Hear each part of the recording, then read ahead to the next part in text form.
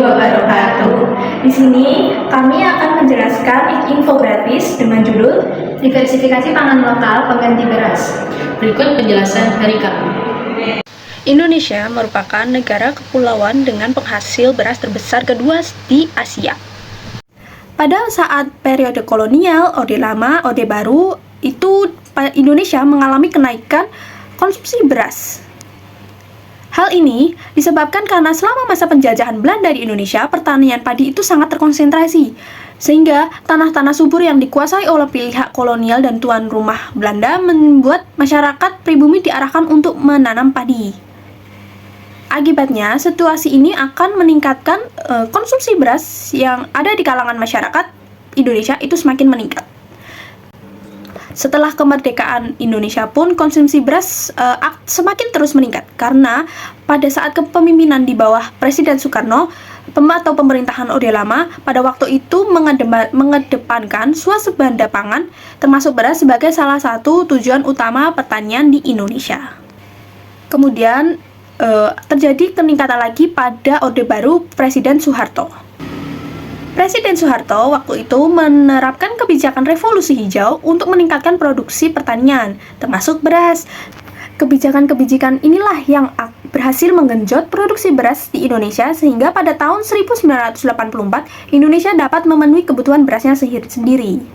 Namun, usaha dari pemerintah ini patut dikaji ulang karena beras ini akan menjadi sumber masalah dari kerentanan pangan, di mana cuaca di Indonesia itu sangat rentan mengalami kekeringan, banjir, sehingga fluktuasi cuaca seperti El Nino. Nah, berdasarkan cuaca Indonesia yang tidak stabil tersebut, itu akan berdampak serius terhadap penghidupan petani padi. Data ketahanan pangan Indonesia tahun 2025 menunjukkan hasil yang sangat positif. Ditandai proyeksi swasembada beras, produksi lebih dari 34 juta ton, peningkatan produksi pangan nasional, stok beras melimpah, dan Kementerian Pertanian gencar melakukan modernisasi serta subsidi untuk mencapai kemandirian pangan di bawah arahan Presiden Prabowo. Anggaran ketahanan pangan tahun 2025 mencapai 144,6 triliun dengan serapan 64,6% hingga Oktober, sementara program dana desa dialokasikan 20% untuk pangan. Data utama produksi dan ketersediaan tahun 2025 yaitu yang pertama ada beras, produksinya diproyeksikan tembus 34 juta ton. Yang kedua padi, produksi tahun 2025 diperkirakan 55,6 juta ton. Yang ketiga jagung, proyeksi produksi sekitar 15,5 juta ton. Stok beras mencapai lebih dari 4 juta ton, tertinggi dalam sejarah.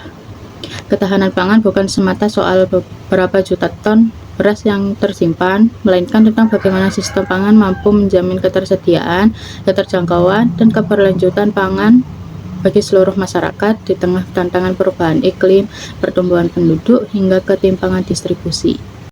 Diversifikasi pangan adalah upaya penganeka-ragaman konsumsi dan produksi pangan untuk mengurangi ketergantungan pada satu jenis makanan pokok, biasanya beras.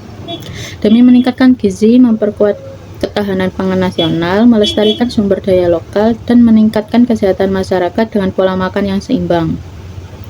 Ini melibatkan pemanfaatan pangan lokal seperti singkong, jagung, sagu, dan umbi-umbian lainnya sebagai alternatif yang lebih sehat dan bergizi. Tujuan disertifikasi pangan yaitu meningkatkan gizi, memperkuat ketahanan pangan, meningkatkan kesehatan, mendukung ekonomi lokal, dan pelestarian sumber daya. Di Indonesia, kita memiliki sumber karbohidrat penghasil energi selain beras, seperti singkong, jagung, pisang, talas, kentang, sagu. Nah, masing-masing penghasil energi ini memiliki kandungan karbohidrat, lemak, protein yang berbeda, sehingga menghasilkan kalori yang berbeda-beda juga. Singkong misalnya, dia menghasilkan 34 gram karbohidrat, 0,28 gram lemak, 1,2 gram protein. Berdasarkan makromolekul tersebut, dihasilkan kalori sebesar 121 kalori per 100 gram singkong. Kemudian yang kedua ada jagung. Jagung ini menghasilkan kalori sebanyak 96 kalori per 100 gramnya, yang mana kalori-kalori ini dihasilkan dari 21 gram karbohidrat, 5 gram lemak, 3,4 gram protein. Yang ketiga ada pisang. Pisang ini memiliki kandungan karbohidrat sebesar 23 gram, lemak 0,3 gram, protein 1,1 gram, sehingga pisang ini menghasilkan kalori sebanyak 88 kalori per 100 gram pisangnya. Yang kelima adalah talas. Talas ini mengandung karbohidrat sebesar 28,2 gram, lemak 0,3 gram, protein 4 gram, yang mana menghasilkan kalori sebesar 150 kalori per 100 gram talasnya. Yang kelima adalah kentang. Kentang ini menghasilkan karbohidrat sebesar 17 gram, lemak 0,1 gram, protein 3 gram, yang mana menghasilkan kalori sebesar 76 kalori per 100 gram kentangnya. Dan yang terakhir adalah sagu.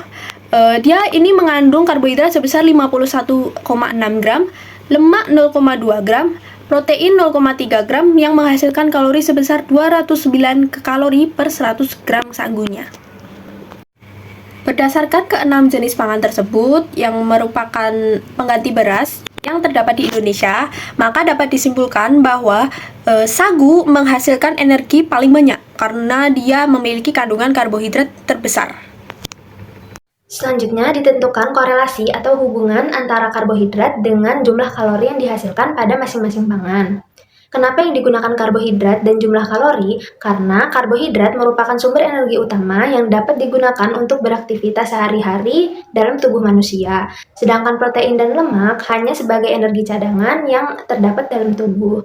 Untuk menentukan korelasi, digunakan koefisien korelasi persen dan didapatkan hasil korelasi sebesar 0,9369. Selanjutnya analisis data. Data yang kami gunakan adalah data sekunder atau data yang sudah ada. Data tersebut bersumber dari Kementerian Kesehatan, Kementerian Pertanian, dan Antara News.